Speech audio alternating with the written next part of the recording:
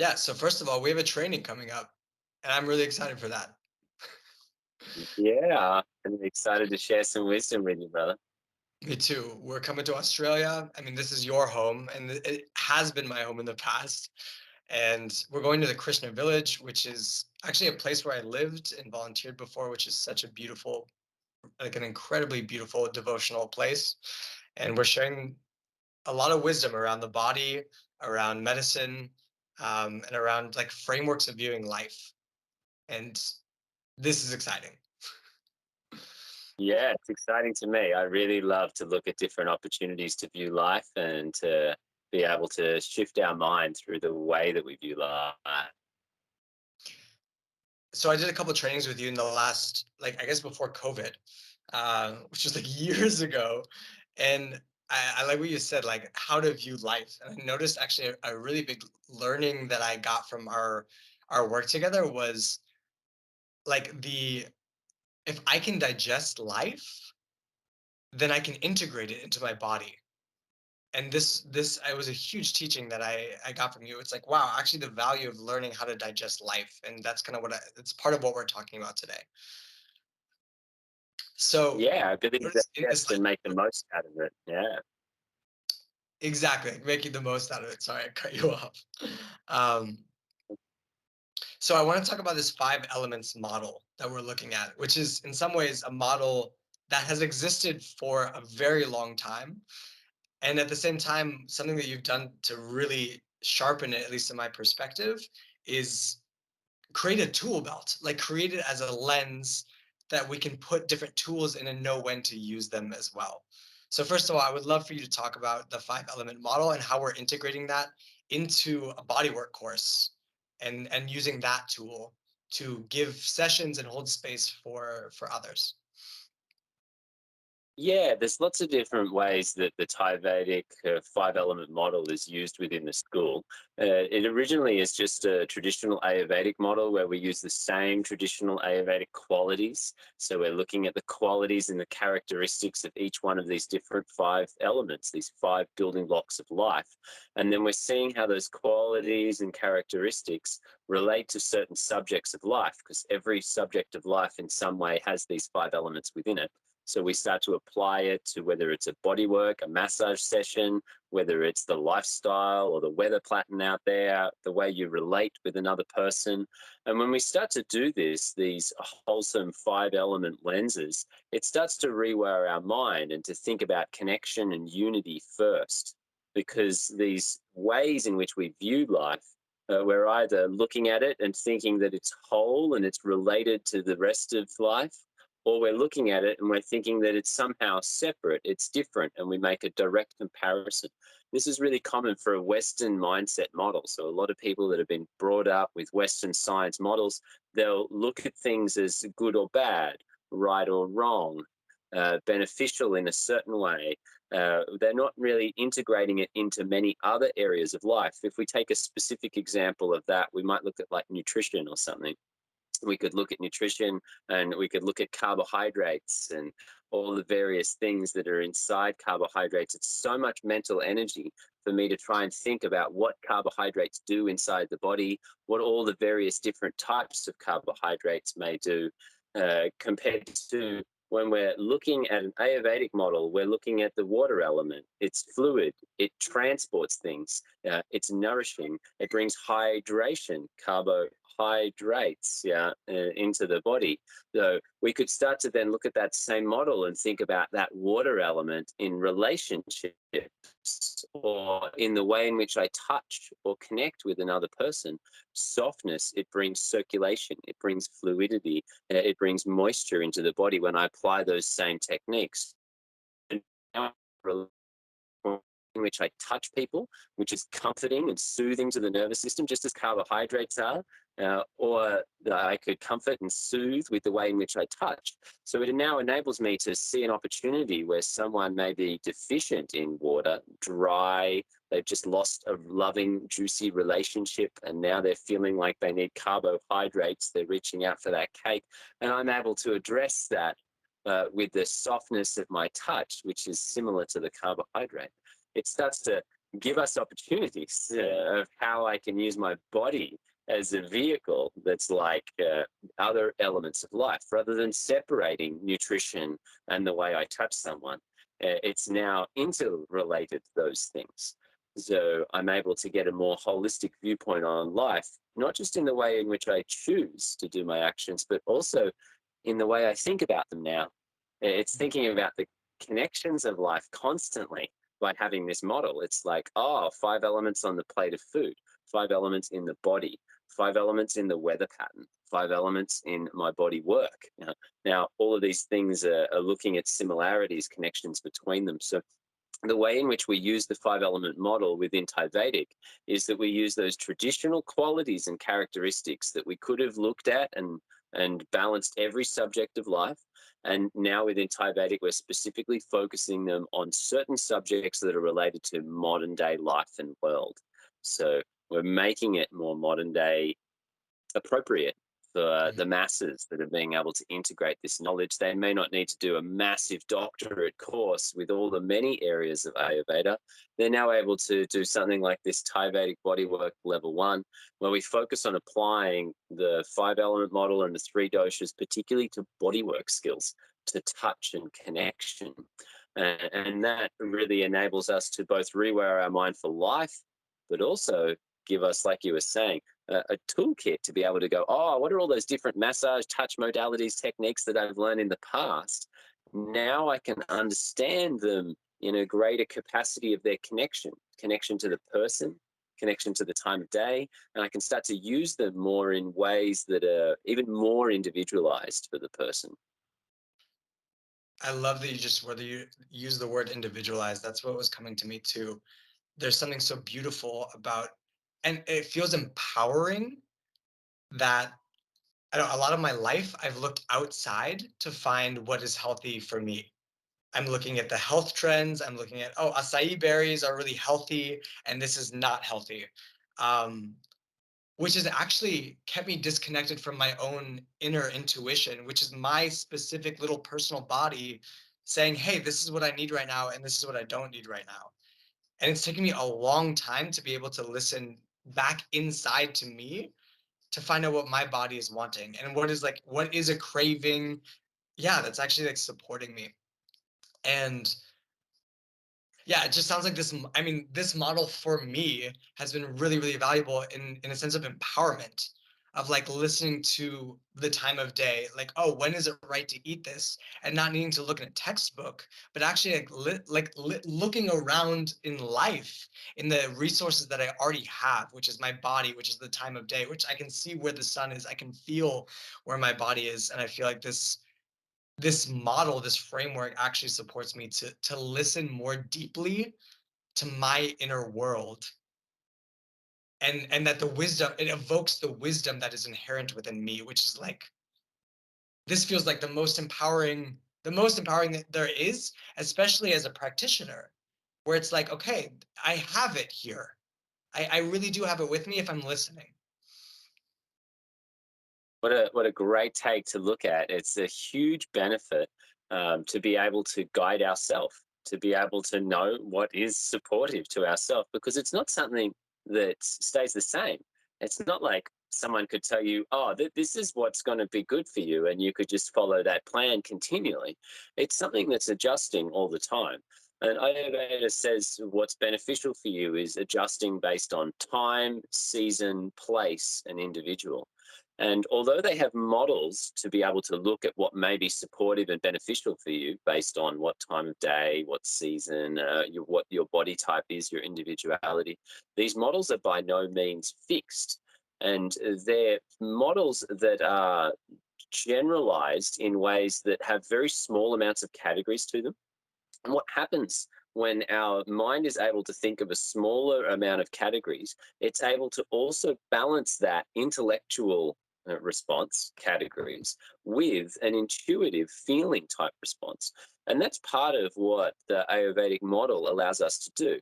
It allows us to have certain areas of intellectual assessment to be able to go, oh, yes, there are certain guidelines for the day, for the season, for my body type, and what's happening for this condition, for this area of the body. There's all these guidelines that are there.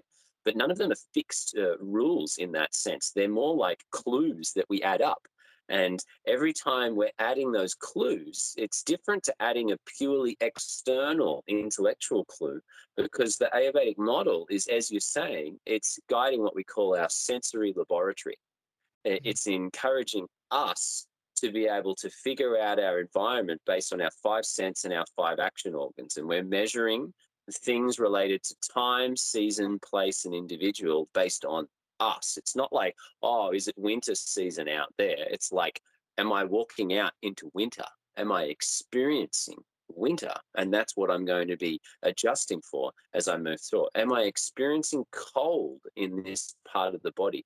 Do I experience dryness as I eat this food? Do I experience dryness as I move this joint?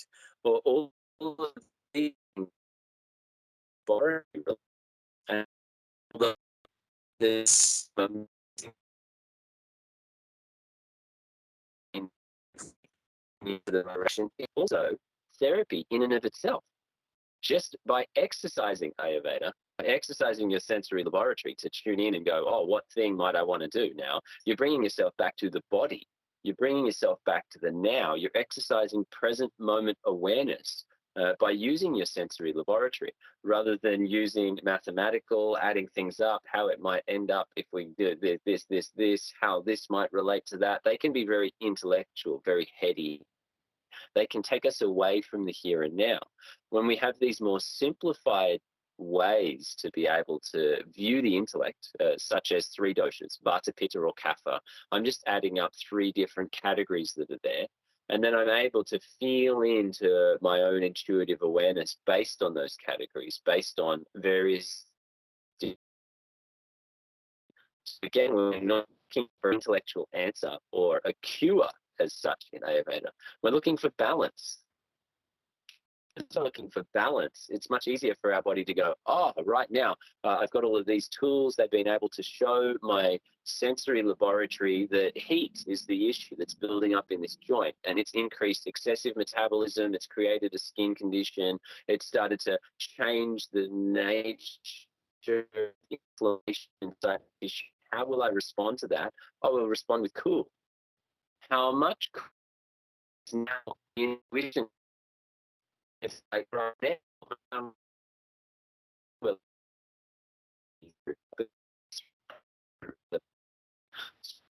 to into the into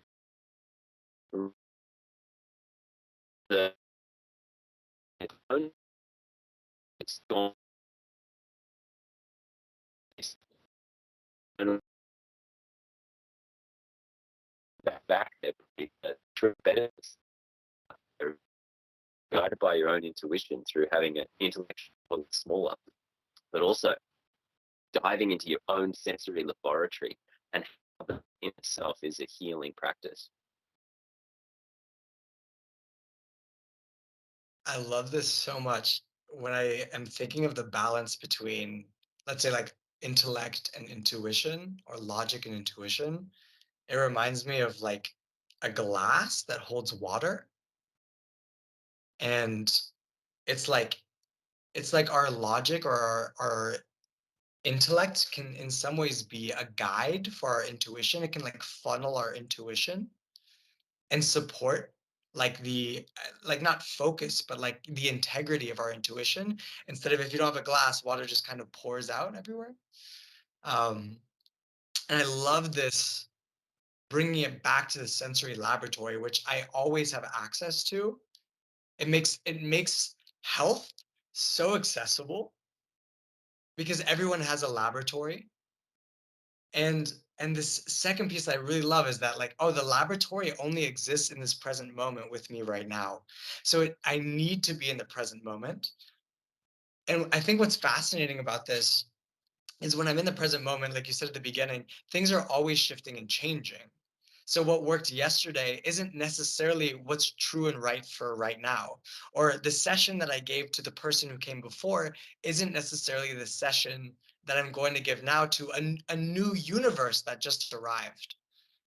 And what's beautiful about this is I think it was with ThaiVedic was the first time. So I studied Thai massage, whatever, like 2014. I like touched Thai massage and it was amazing. And I took a couple courses and I actually ended up getting a bit bored because I was just I learned a sequence and I was just running this sequence over and over and over again.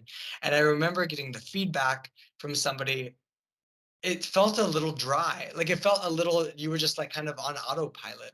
And it was actually with Ayurvedic for the first time that I got out of a sequence.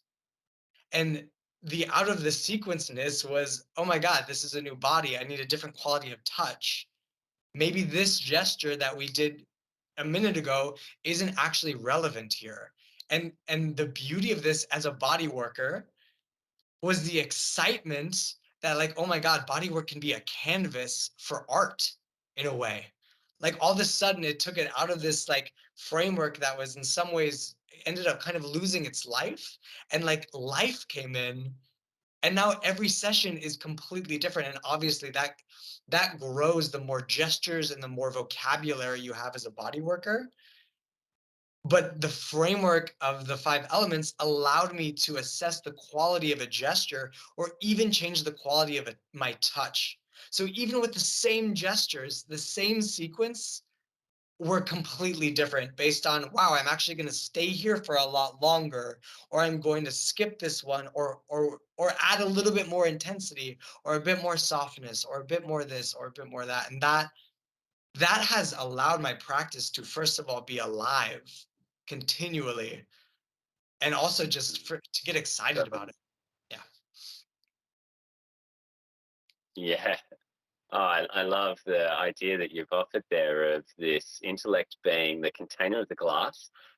Something I've often talk about is this relationship between the intellect being able to choose the options. What is it that we might actually want to choose between, but the intellect shouldn't make the decision of which one to go towards. Yeah, it should just lay them out. It should be able to go like, oh well, I could do this, I could do this, I could do that. So within the ThaiVedic model, it's sort of like, oh well, I could be applying more earth, I could be applying more water, I could be applying more fire, I could be applying more wind. These are qualities that are going to change every gesture, every technique that we offer to the body, and yet they're intellectual choices to some degree. And what actually makes the choice is the heart's intelligence that's there, and constantly being engaged in that practice as a body worker. I've found it is so found for me within life, like what you're saying. It's changed the dryness of a bodywork sequence that didn't have this regular checkpoint of intuitive awareness within it, where it didn't have this regular checkpoint of like, oh yeah, I feel this, but do I go deeper? Do I do more earth? Do I sharpen it up and get more fire in here? There was none of that internal conversation that was there. Made life dry in many ways. Compared to when I'm approaching that same model within my day-to-day aspects of life, then I'm more able to be like, wow, it's alive, it's dynamic. I've got all of these choices and options that are available. The intellect has just laid out the bits. But now that I've given my intuition so much freedom, choice, priority, that it's enabled to choose sometimes what things might seem quite strange to the intellect once I've laid out the bits. But because I've repetitively practiced it within a bodywork session, within a container that allowed that safety, it strengthened that resolve, not just within my bodywork practice, but then as I extending it to the world and my day-to-day life. And I've found using this 5-element model in so many areas is profound like that. So it's one of the things that I feel a lot of people get out of these trainings. It's not just that it's the teaching of these models, it's the teaching of these models and then applying them to things that are very day-to-day things that you'll do, like touch, connection with people.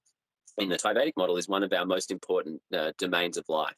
the wind element domain of life. It's a lifestyle domain. It's mind, touch, and relationships.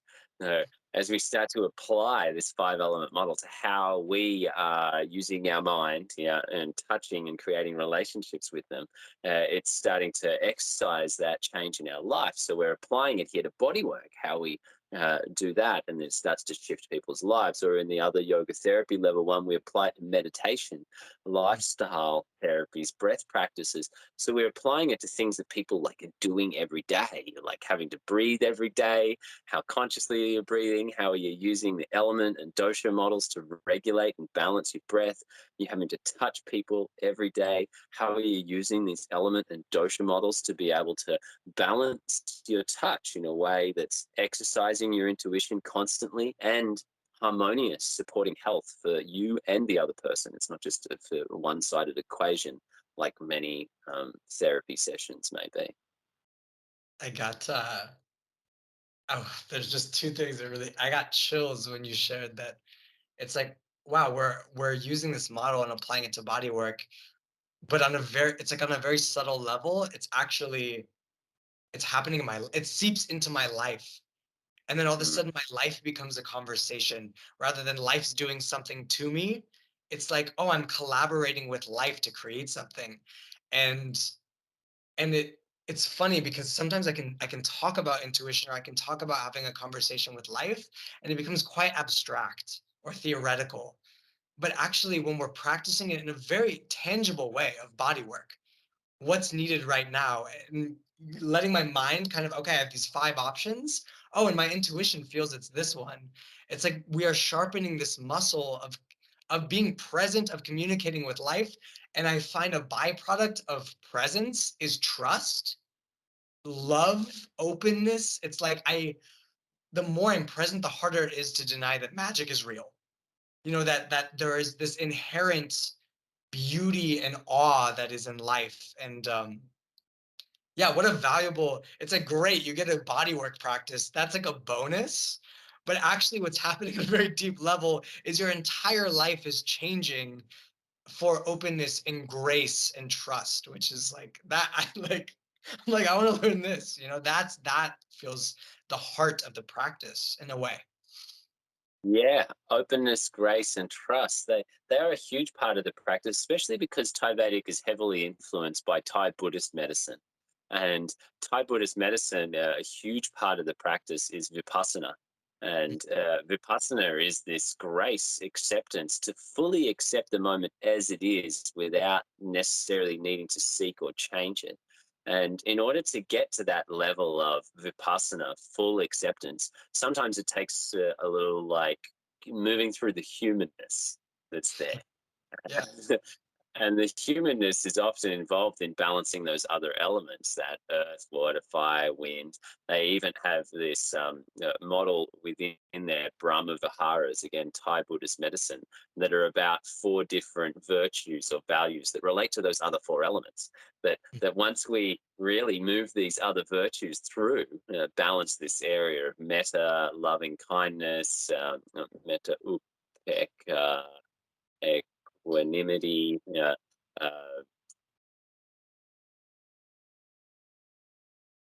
karuna, compassion, and mudita, vicarious joy. So these relate to various sort of things that we may sort of hold back on psychologically, not being able to vipassana, accept the moment as it is fully. These are like tools to be able to psychologically build our mind to the point where it's like, oh, I can now fully surrender. The blockages are out of the way with this vipassana. And there's so much healing that takes place within that deep surrender and acceptance. And it really comes with, as you say, this present moment awareness. It's building that quality, and how can we use all sorts of tools to be able to bring us back to that, whether it's prayer and mantra, whether it's awareness within a bodywork session. The more we cultivate it, the more we're able to cultivate this healing potential ourselves, the more we open people up to it. It's a natural river of healing that comes when we're not trying to resist the moment. Uh, and that's part of what Vipassana is, and a huge part of what we focus on within Thai Vedic. I love this, the natural river of healing that comes when we're not trying to resist. It's like, oh, if I can just get out of the way, it's like Yeah. life is inherently healing. There's this, and I feel like that it comes back to this. It's like as I step into a role, whatever, the role of the practitioner, it's almost like stepping out of the role of the practitioner allows healing to come. And I love this, like, it's Sebastian, one of the, like, who I was learning from, one of the other body workers in the Thai Vedic, one of the other co-founders of Thai Vedic Okay. movement school, and a wonderful body worker, was sharing that if both the, like, quote unquote giver and receiver are not both receiving healing, then it's not a sustainable practice. And I love this. It's like, actually, we're both receiving. I'm just in this position and you're in this position. And I feel like a huge part of that is stepping out of this idea that I am healing someone. And when I say I mean like the little I, like little Bodhi is the one that is, I'm the healer. But it's actually that life is working through me. But to be able to do that, I have to, in some ways, whatever, get out of my ego. And what does that even mean? It just means be in touch with my body in the present moment and let my body in the present moment be the one that chooses the choices that my mind lays out in a very simple way. Yeah, it's partly that body getting the constrictions that decrease our heart's intelligence out of the way, because our heart's intelligence, in Sanskrit, hridaya, the intelligence of the heart, the prajna, the wisdom that comes with the heart. This is naturally guided by something bigger than ourselves. So when we say ego, it's when we're able to move past the pain response of a body, or the fears because of aversions and attractions that come with the body, then we are able to listen to the heart's intelligence. As long as those fears and attractions are really strong, then the ego grips the heart's intelligence. It makes it harder for it to communicate, not just us communicating to us, the bigger us communicating through this heart's intelligence that's there. So that's part of what the practice is doing, is clearing these. In Sanskrit they're called hridaya granthas. Granantha is literally a knot, like a knot that knots over the heart, and then decreases our ability from listening to, in my opinion, universal intelligence. So that's what is then guiding the session and guiding the healing response, is this universal intelligence where it's beyond their individual body and your individual body, and it's guided through the present moment of now, and our intellect and other things get in the way of that intelligence. They allow us in certain environments to create containers where we could listen to it, but if we keep trying to make decisions from that, we won't receive that pure present moment intelligence that comes through that heart's wisdom. There's a spiritual teacher, I guess, or meditation instructor, Adyashanti, and he defines like prajna, the heart's intelligence. He gives another one, which is the wisdom that belongs to the present moment. Mm.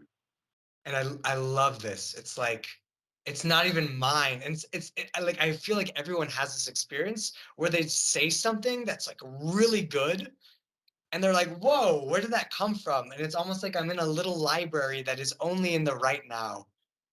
And, Yeah, and that's what we're training, this right nowness. that's exactly what we're training, because they, in Ayurveda, this number one cause of disease above everything else is prajna aparadha, a crime against that heart's intelligence, a crime against the wisdom of the moment, aparadha, to go against, to make war against. Yeah, so it's almost like there's this wisdom of the present moment that comes through, and then we don't listen to it because of an attachment to something in the past, or a desire for something in the future. So we're like, screw that. I want the chocolate anyway. I want to do what I've always done. Yeah. We just go for that habitual pattern, or the desire response, rather than the heart's intelligence. So many of the Vedic practices, whether they're yoga, Ayurveda, Jyotish astrology, they're all about bringing us back to this prajna, this present moment heart's intelligence. and how we can use various different tools and techniques to bring us back to that. And the Ayurveda is largely around the five sense and five action organs, balancing those, and how we can keep using them within our body work, our touch, and our events are largely based on that. We'll give you a theory-based model to understand the world and your heart's intelligence, and then we'll give you practices that you'll be doing with five sense and five action organs to sort of reprogram and allow that heart's intelligence to be as it is, because it's the Ayurvedic view on how we come back to that heart's intelligence is that we retrain our sense and action organs. That the reason we made a crime against the wisdom of the heart, the prajna aparadha, is because our sense or our action organs were addicted towards certain things. They wanted life to be a certain way, or they created a trauma from an improper sensory perception at one point, and perceived it as challenging, got touched in a certain way, perceived it as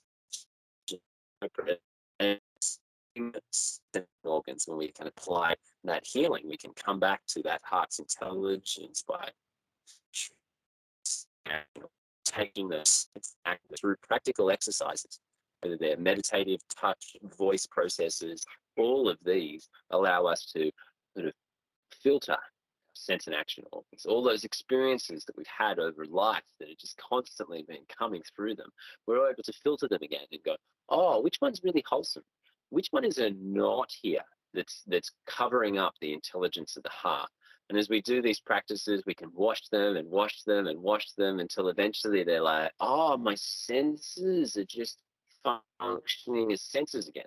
They're no longer caught up with habitual desires that they previously were. I'm able to perceive them with an accuracy of the now rather than a cloud of my life experiences and how I interpret that.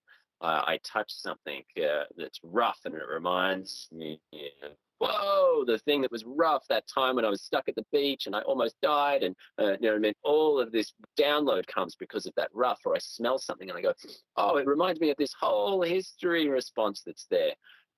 What is it now? What's the intelligence now? Not just what is the whole year's worth of life that is related to that sensory experience.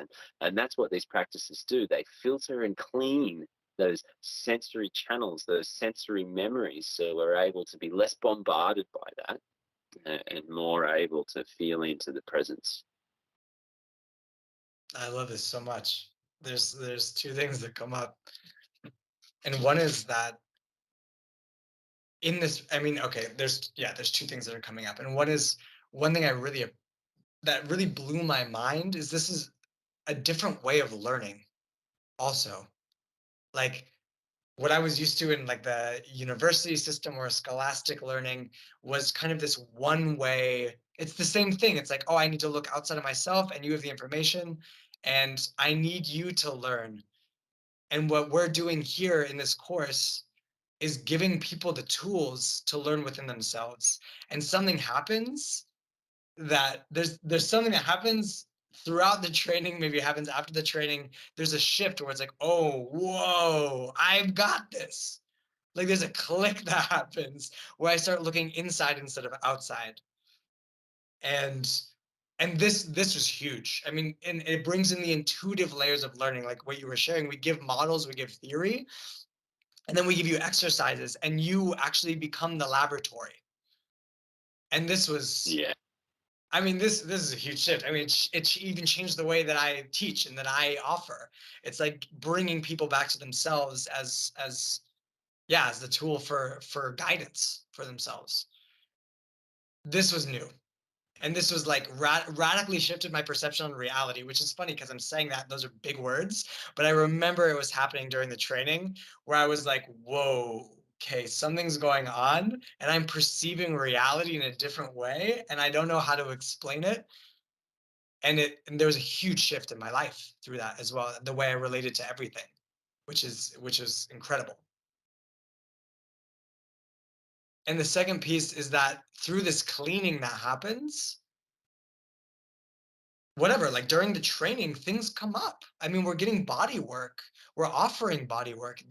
We're getting into one of your dear friends and one of my teachers as well, Gwyn Williams, talks about how the body holds stories. It's like we are also this library where these past memories are kind of like in this library of the body. And when we touch things, sometimes it brings up, oh my God, that roughness reminds me of that time I almost died on the beach. And in the cleaning process, that arises. And the practice is allowing it to pass. But right now I want to speak to like the intimacy and the sensitivity to be able to create a safe space for someone to have that experience is such an honor. And that is what we are also moving into during this space, during this week-long experience, is creating an environment where somebody can feel safe enough to, or someone's nervous system can, feel safe enough to allow things to pass through and release, which is just, this is incredible. Yeah, yeah, the nervous system needs a safe environment to be able to process those old concepts, to be able to filter through those sensory experiences that we've had and the interpretations that we've imprinted into our psychology and body around those experiences of life. And yeah, body work, I feel, is such a powerful tool to revisit those things as we move through that, and we sort of bring the file to the surface where it can be processed for a period of time in a safe container, where it's particularly often event spaces where they're designed for this. The buildings are designed for this. The whole space is designed based on principles of what Chinese medicine calls feng shui, Indian system called vastu. It's basically building buildings to be able to facilitate healthy space, healthy energy, where something can release and something can build up, where a building is not just about one direction or the other, or all spaces influence how energy is held. So being able to facilitate these processes within event spaces, buildings that are designed for this, where people come into them with that purpose in mind. It's the only reason they enter that space is to run yoga events, to run transformational experiences. So that the space itself is a container. The vehicle of Ayurveda, that we're using within the space is a container that's leading all of those things, us sort of guiding that and tweaking that container, and then the individuals that are giving the sessions on each other. It's like there's so many things that are moving this river in the same direction of healing. It makes it much easier for that to sort of unpack uh, during the event. And yet, although it definitely unpacks during the event, I want to sort of highlight and emphasize what Bodhi was talking about there, this switch that happens also post-event, that when you start to use these, I call them lenses, ways of looking at the world, you start to use these lenses, it's almost like learning a new language. So it takes a little while to sort of get that language in. To some degree, these events are just seeding a language. And the more that you water that language over the next year, the more those lenses start to turn on, and we start to see everything as those shades of the elements and doshas, and that's constantly rewiring that heart's intelligence, that mind's intelligence, the way we view the world. It's shifted from, in my opinion, Vedic lenses. Yeah, I'm not just talking about ThaiVedic. We share them in ways that may make it easier for certain people. That these Vedic lenses, Vedic ways to view the world, they integrate spirit and form. There was never a split within their scientific systems between science and religion or those things. They are fully integrated together. So when we use these lenses, they build spirituality, they build that awareness and connection at the same time as we're using their scientific models. So introducing these seeds is something that changes us for life. Once we start using those models, it's continually rewiring us once we've learned that way to view, way to act, way to support or think about a process. We're thinking about it differently each time, and therefore rewiring ourselves every time there's a new experience where we apply it. This is huge. And this goes beyond like, wow, I had a really nice experience and that'll change my life forever. And that's also really nice. But there's like something very, very deep and profound happening. And I love this. And I love that you say seeding, because ultimately the way I see the way I see you and I, our responsibility for this week is we're farmers and we're planting seeds and we're cultivating those seeds. And this is a beautiful practice. It's we are seeding, in a way, like seeding the world of, like, what I'm doing, I'll take responsibility, is seeding a world that I want to be a part of. I want to be a part of a world where people are more connected and more present, and touching each other in a safe and beautiful way. And this is what I want to create. And so that is what I'm trying to practice, and also supporting others to practice as well, and giving others the tools to do that, because I've seen from my own life there's been a profound shift.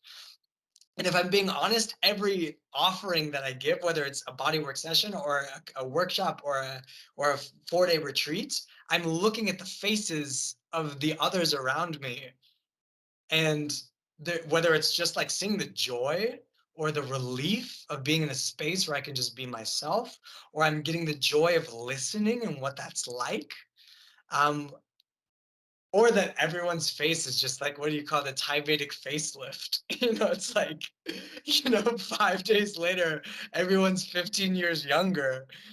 I mean, whatever. It's like everything. It's, if we're adding up the clues, I'm like, okay, something good's happening here, and then this is what I want to keep moving through in life.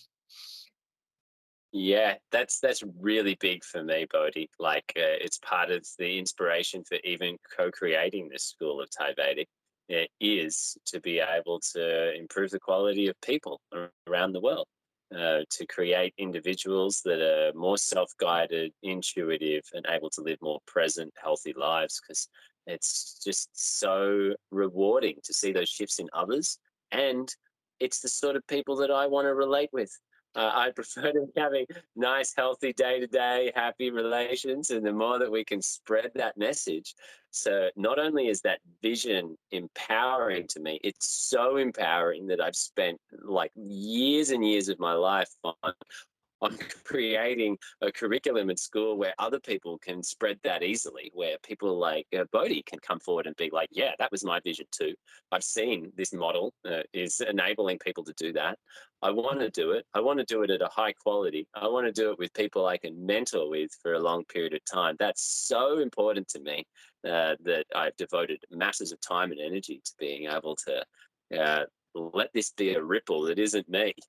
Let this be a ripple that is you and beyond, and all the other people that Ayurvedic touches and works with, because that vision of using these models that rewire our own brains, that we don't have to be doing it, that once you teach someone, they're doing it themselves. They're constantly reshaping themselves and the ones they love, because now they're able to share it with them too. So that vision is huge to me. That's what continues to empower me and continues to be the main guiding force behind these events in the school, and the teachers that I help to mentor, is the vision of living with more present, more aware, self-guided individuals who are more harmonious with each other. I love what you shared in this last piece around how feng shui or vastu, how an environment creates like a more effortless unpacking, or a more effortless whatever, like whatever's happening in this space, how do we make it more effortless? Which maybe means, like, how do I align myself with the forces that are already here, so I'm using less of my creature power, and more of the big me power, like the life force, instead of my creature force. And I also see Thai Vedic is supporting that. Like, even I see that the model that you're creating is making that possible. How do I make it the most effortless for this to travel, so that even I don't have to be the one who travels to 55 countries every year and do 1,000 retreats? That actually, whoa, we're a part of a team. There's a bigger team here. And instead of being separate and saying, oh, this is mine and that's yours, and we're actually against each other, creating a bigger team of all of humanity, of all of life, of oh, I'm a team with the trees, I'm a team with the other people, that actually there's a commonality and there's an interconnectedness that Ayurveda is the Vedic wisdom is pointing to as well, which I just absolutely love. Yeah, yeah, I do. I think those containers are important, and it's something why I also really like the idea of doing it at the Krishna village. when you approached me with the idea of doing our ThaiVedic Bodywork Level 1 there, because I know that the Krishna village has been heavily influenced by a Vedic culture, and that Vedic culture influences design of how they build buildings, how they build spaces. So we're going to be moving into a Vedic-inspired culture to some degree, and living amongst that within the way in which it's designed and built, and the practices that have been repetitively done there. So it's exactly as you're saying, we're not doing this alone. It's not like, oh, we needed to have our own venue. We're able to align with similar uh, models that are already moving in the same direction. And there are so many models within the world, and it's the beauty of the Vedic system is it's so inclusive. It's like, oh yeah, you have the model of being more present. Yeah, you want to do healing. It doesn't really matter how you're practicing that. When we look at it from the Vedic perspective, we're going to see the strengths and the weaknesses, and it's going to integrate. It's going to be able to be part of it and be not a separate piece that needs to stand to the side, but to be integrated into that model. So I see that within a lot of the Krishna culture around the world, and I know that the Krishna village will be more of that same goodness coming forward. Which is like, again, it's like, how awesome is this that we can all support each other, that you and I don't have to build a venue, which will take 15 years. And it's like, but there's actually places and people who want to bring harmony into this world. And and we're all on the same team, and we're this part and you're that part. Oh, perfect. Because I actually don't want to build a venue. I actually just want to teach. And you do want to build a venue. And this is just so beautiful. And I'm so excited for those who join. I'm gonna like I'm like now talking to like, hey, I can't wait for you to be there and to experience this, to like to really to be. There's a lake at Krishna Village that's just absolutely gorgeous. That in the free time, instead of being in my house on my computer, I actually have like 15 seconds away an incredible lake where I'm seeing the birds and I'm watching the sunset, and and then I go have a meal with all the people that I've been cultivating this with.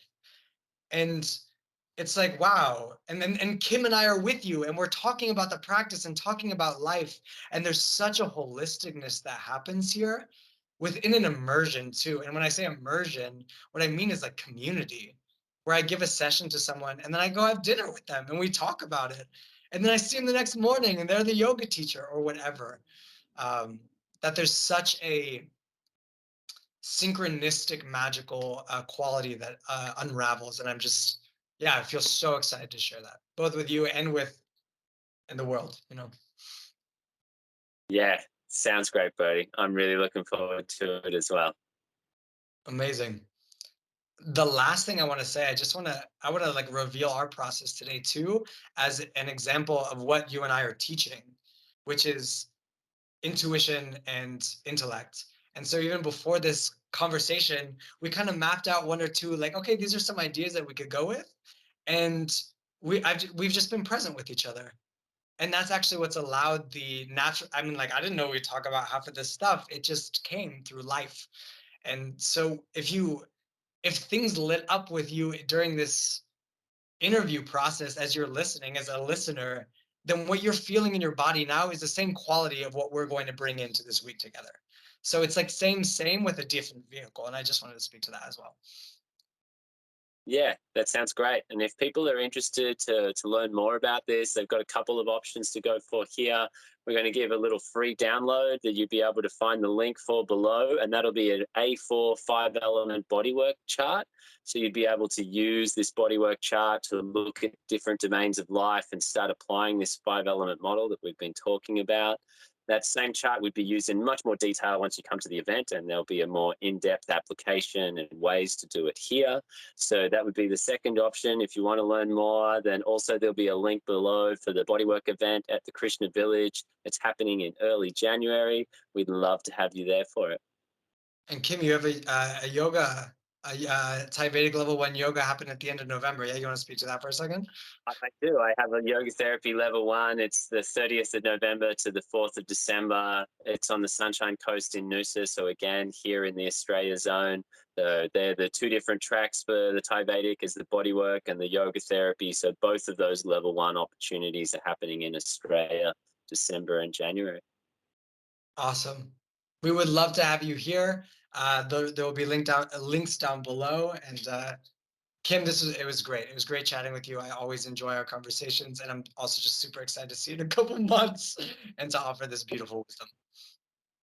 Likewise, brother. Yeah, it's been really great to chat. Always, you're such a wordsmith. I really appreciate your company, and I'm so looking forward to sharing this week with you. Same, same. Cool. All the best. Great to chat with everyone out there. Wishing you an abundant life. Namaste. Namaste.